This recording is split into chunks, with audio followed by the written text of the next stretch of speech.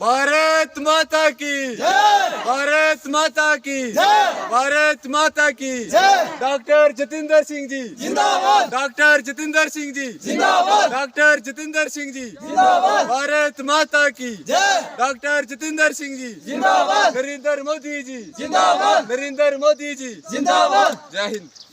जिन्नियां भी मेरियां माता भैन आदियां असें हर घर गी इक किट देनी है, बड़ी कीमती दवाई ने दे, ठीक है, कम से कम भी कोई 1000 रुपए दी दवाई है किट च।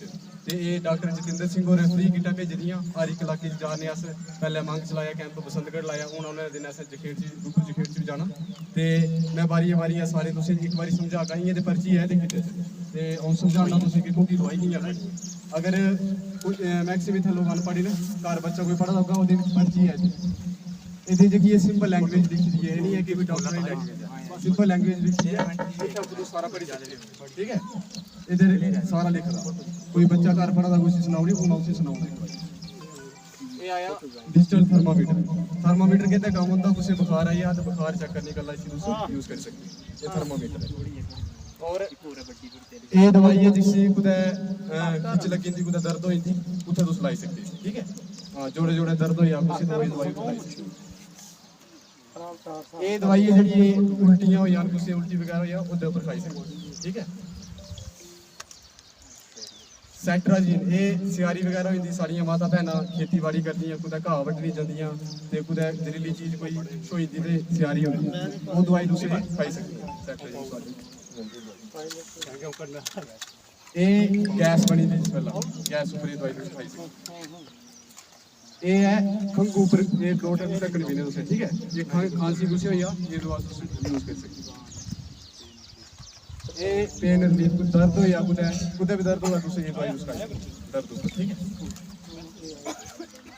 ये कुदै लगी जा तुसें ददरी होए जां लगी जा उधर तुस इसी लाई सकदे, ठीक है। ये बैंडेड, कुदै कट लगी जा बैंडेड तुस लाई सकदे। ये पट्टी शट्टी वगैरह कुदै लगी जाती, पट्टी तुस करी सकदे, ठीक है।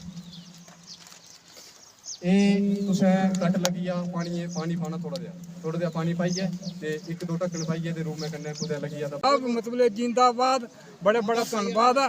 और अस नुआढ़ा बड़े शुक्रगुजार हाँ, नुआढ़ा चेता रख के अस, तो उन्हें साढ़ा रखना चाहिए, असें डॉक्टर चाहिए इत्थै।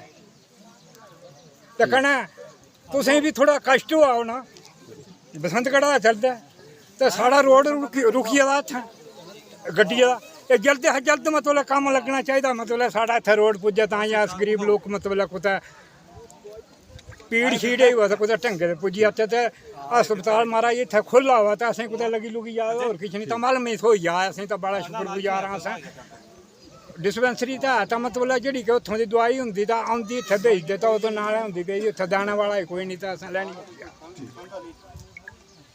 बेचारा होंदा नहीं, कुतै चलोंदा नहीं। ਇਹ ਚ ਕੀ ਅੱਜ ਦਵਾਈ ਥੋਈ ਕੀ ਆਖਣਾ ਚਾਹੁੰਦੇ हो मोदी साहब की? वो बड़ा बड़ा धन्नवाद, वो बड़ी बड़ी उम्र होऐ, साड़ी उम्र भी नुआढ़े पैरें पवै ते अस नुआढ़े अग्गें चली जाचै ते बड़े शुक्रगुजार आं। ते इ'यां तां अस नुआढ़े नुमाइंदे सब किश करै करदे, मतलब लड़े भी करदे, वोट भी दै करदे, वोट भी हून नहीं देना, सब किश करना।